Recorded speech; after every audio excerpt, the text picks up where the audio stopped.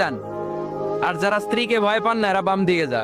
অফিসের সব কর্মচারী ডান দিকে চলে গেছে, সবাই ভয় পায়, একজন শুধু বাম দিকে। বাম দিকে কয়জন ভয় পায় না? আর যারা ভয় পায় এরা ডান দিকে, ডান দিকে সবাই। তো বড় সাহেব ভাবছে আলহামদুলিল্লাহ আমার অফিসে একজন হইলো বীর পুরুষ আছে। তো বীর পুরুষের কাছে যেয়ে বলে, ঘটনা কি, আপনি মোটেও ভয় পান না? কয় স্যার, প্রতিদিন অফিস করার জন্য যখন ঘর থেকে বের হয় আমার বউ আমারে বলে দেয়, খবরদার সবাই যে দিকে যায় তুমি কিন্তু ওই দিকে যাইবার।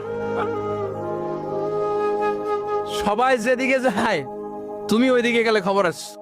বড় সাহেব তো খবরদার, এটা তো আরো ডরায়, ঠিক কিনা?